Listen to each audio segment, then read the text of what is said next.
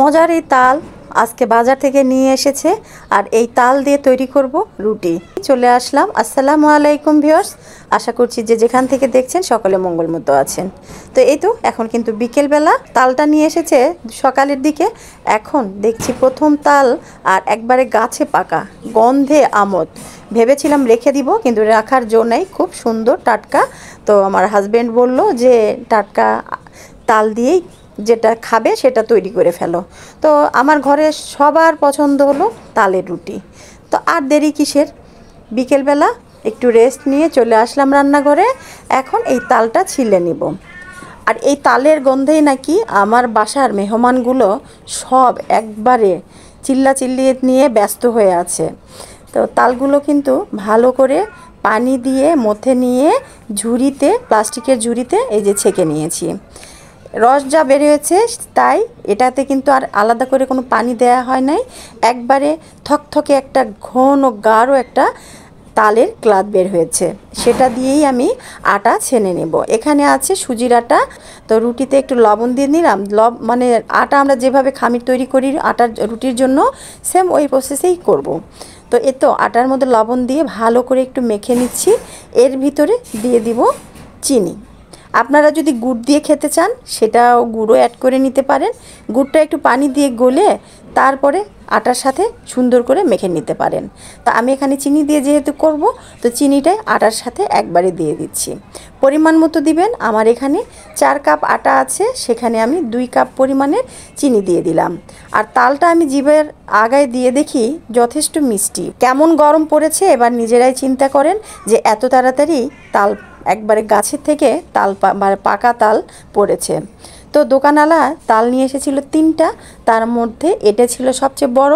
তো উনি বলছিল সবগুলোই নিয়ে যান। তো তালের কিন্তু ঝামেলা আছে, একা হাতে যখন সব সামলিয়ে এরপরে আবার এই তাল, এটা একটা মাথার উপর বোঝা হয়ে থাকবে। তো বললাম যে না, এখন যেহেতু সিজন আসছে আস্তে আস্তে, তো টাটকা তাল নিয়ে যেই পিঠা খাবো। তাল যেহেতু আমার ঘরে সবার পছন্দ, আর সবচেয়ে পছন্দ তালের রুটি। তো বছরের প্রথম তাল দিয়ে রুটি খাওয়াই শুরু করলাম। তো এই তো বাইরে কিন্তু বৃষ্টি হচ্ছে, দেখতে পাচ্ছেন।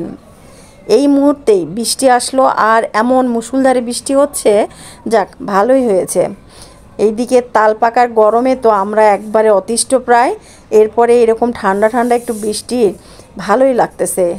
যখনই ভাবছি যে প্রিয় সিজনে প্রিয় জিনিসটা খাবো সবাইকে নিয়ে, খুব ভালো লাগছে। আটাটা কিন্তু ছেনে নিলাম, কোনো পানি টানি না, একবার ওই সেই তালের ক্লাথটা দিয়েই আমি একবারে সুন্দর করে ডোটা তৈরি করে নিয়েছি।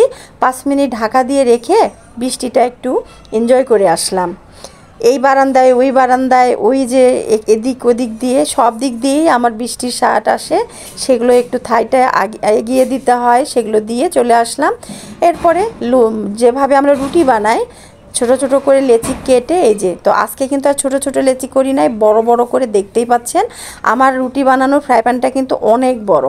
তো সেখান থেকে এই যে কত বড় বড় করে আমি খামিরগুলো কেটে কেটে নিচ্ছি, বড় বড় পাতলা পাতলা করে এই তালের রুটি তৈরি করে নিব। আর আজকে সন্ধ্যায় কিন্তু আমাদের নাস্তা এই তালের রুটি থাকছে। তালের সিজন আসলে আমার না খুব ভালো লাগে, কারণ তালটা আমাদের খুব পছন্দের। গতবার তাল ফ্রিজে রাখা হয়েছিল না, এই জন্য কিন্তু আপনারা হয়তো দেখতেও পান নাই। আমার কিন্তু সারা বছরই তাল মানে ফ্রিজে আমি ডিপ করে রেখে দিই, কারণ আমার ঘরে সন্ধ্যায় তালের বড়া, তালের রুটি, তালের পায়েস এসব খেতে আমার বাচ্চা কাচ্চা যেমন পছন্দ করে, আমিও পছন্দ করি। আর এই যে রুটিগুলো কেমন সফট হয়েছে, আর প্রত্যেকটা রুটি একবারে ফুলে ফুলে ফুটবল হয়ে গেছিলো। অনেক মজা হয়েছে, টেস্ট খুব সুন্দর, বেশি মিষ্টিও না আবার একবারে ফ্যাকাশেও না, অসাধারণ। তো একটু বেশি করেই করলাম। ঠান্ডা তালের রুটি খেতে বা বাসি তালের রুটি খেতে খুব ভালো লাগে। তো খেয়ে যা থাকবে সকালে দুটো একটা খাওয়া যাবে। সকলে ভালো থাকবেন। আর আমার এই তালের রুটির রেসিপিটি কেমন লাগলো অবশ্যই জানাবেন। এত ধৈর্য সহকারে সময় নিয়ে আমার এই ভিডিওটি দেখার জন্য সকলকে ধন্যবাদ। আবারও বিদায় নিচ্ছি। শুভ সন্ধ্যা। আল্লাহ হাফেজ।